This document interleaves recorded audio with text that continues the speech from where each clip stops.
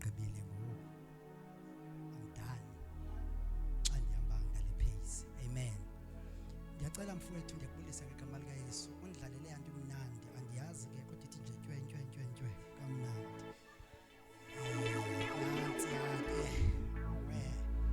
Cela bangcwele ngaphandle nje kokuchitha ixesha sifundeni izwi lenkosi sikwazi ukusithandaza. Elifumaneka kwincwadi kaJohn chapter 19 mhlawumbe sifunde verse 26 siphele ku27. Ndiyacela mntankani ungibambele kanje ngenze ukuba senze uhlala phansi. Yes, John 19 verse 26.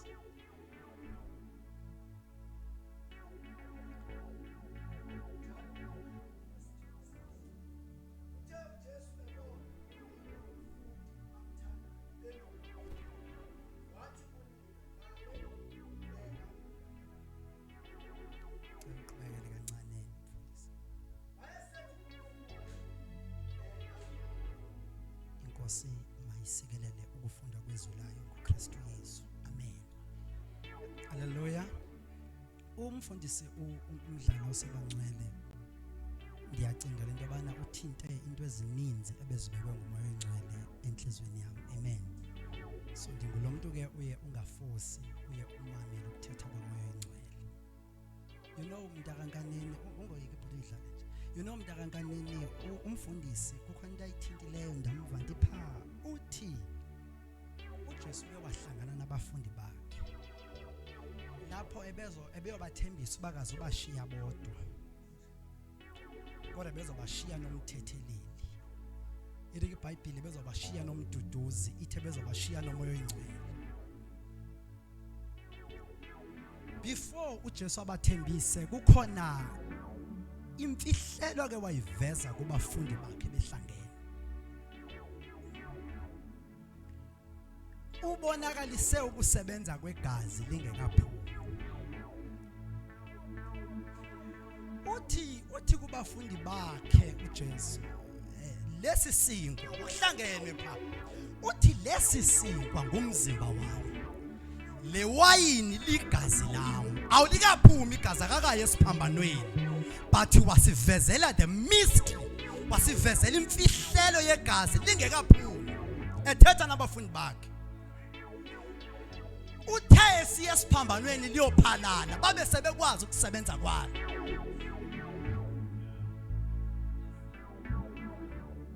Uthi Jesu kubo lesi sinkwa singumzimba wami.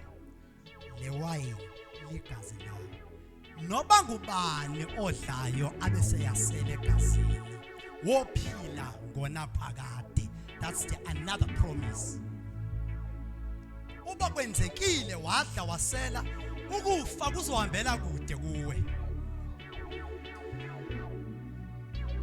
Ushumayelile mfundisi. Uthi xa iqhubeka uMoses ukathunyelwe yiphutha.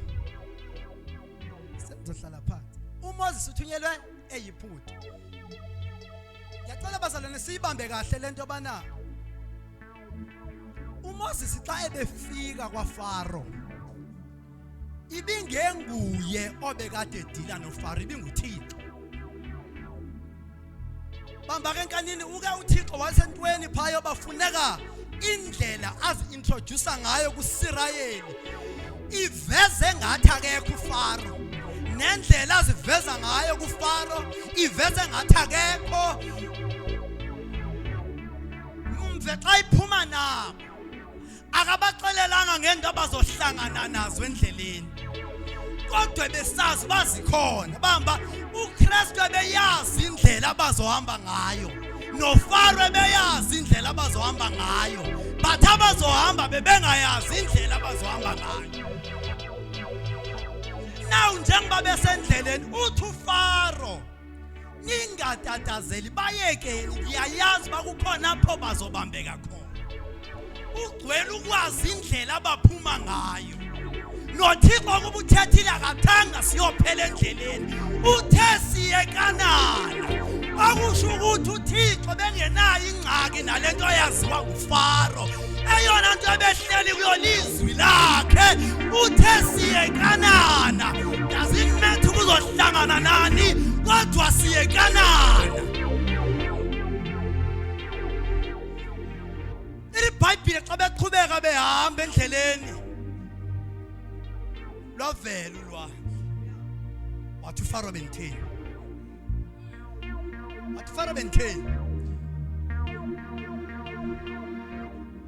ukwakhonza nkufana wehlalwa izinto ezibuhlungu sathetha sikhonza nawe khona la sathi besitheni besingathonga ngoba kukhona izinto ezenzekayo emntakanyembezi abezithethwe ngabantu kodwa zikujika ukuthetha kukaThixo. Abanye bayakusongela namhlanje and izinto abazithethayo ezinye zizokwenzeka ize lonke ingakujika ingqondo ibe ngathi uThixo akathomba basiya ngaphesheya siyekanana pho siyakhona. Siyamva ke ngokunkaneni uyathetha ke ngokuYesu sele kusoka isiphambano. Uye ke ngokuthetha nonina uthi mame ngenzela into eyi-1 mina ndiyahamba emhlabeni kodwa ifocus yakho ngicela amehlo wakho ajonge indodana.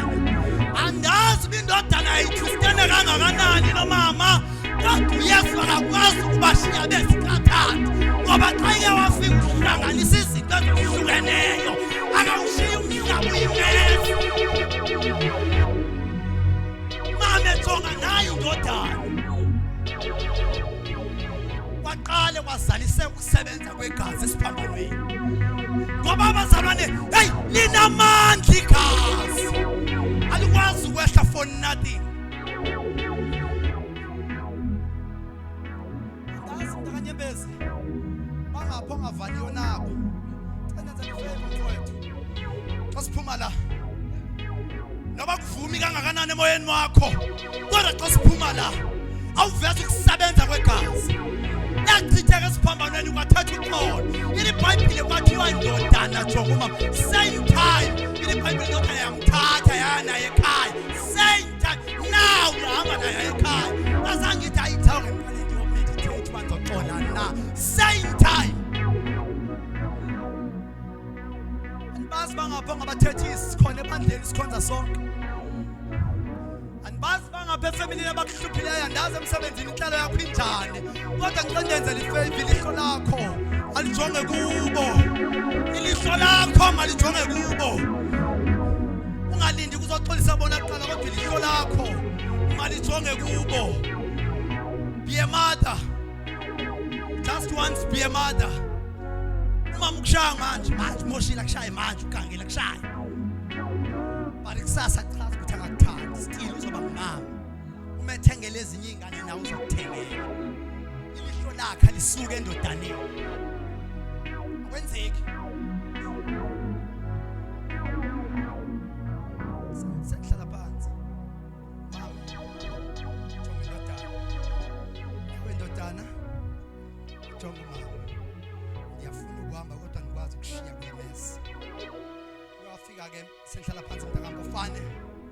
iBhayibhile kwakunamadoda ayisempini. Lamadoda njengoba esempini iBhayibhile aye asweleka ashona seyigokwempini.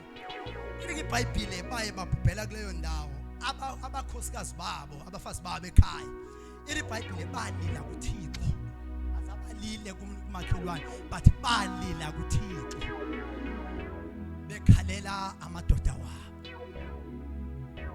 Azange balile 5 years angabalile 10 years so many years but balila kuThixo. iBhayibhile uThixo wasithula walinda isixesha ngoba uThixo wethu nguThixo wexesha. Yabona njengoba wathi xa ihamba wathi uyabuya masinyane usengusuni namhlanje nguThixo wexesha. iBhayibhile bakhala mntakankaneni kuThixo. uThixo walinda uba makuvuke the prophet. Waseyaqala ethetha nomprofeti. Hey yezekile. Ubonana entilini. Uthi yezekile hayi ngamathambo nje.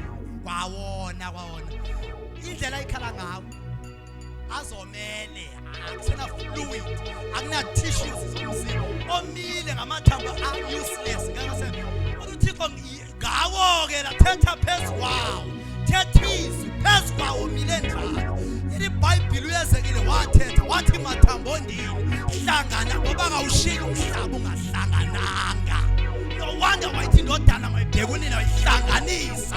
Same time wathetha IBhayibhile all the tissues zomzimba zaqoqana zahlangana avuka amadoda eneminyaka efile ngoba kwasekuphuma izwi likaThixo. Alinantanga alilingani namuntu. Bendisho mntanga lithi ungabozama nokuzama ukumchaza uThixo. Akanantanga izwi lakhe lingwililo ungamchazi. The only way yokumchaza uThixo mntakanyembezi yinye ilisho singelosi nazo azimazi zazinto enye ngaye that he is holy. Beka kerobi mayiza ngapha ithi ungcwele. Uma iphindi ibuya ithi ungcwele. Kodwa ungcwele ibiyibona isiya ngayo ingolo ngcwele ibona seyibuya. Ngoba uThixo he is deep. Thixo hlanganisayo. Ngaze family yakho kufanwa kangakanani ngawo umnye. Sengahlangana.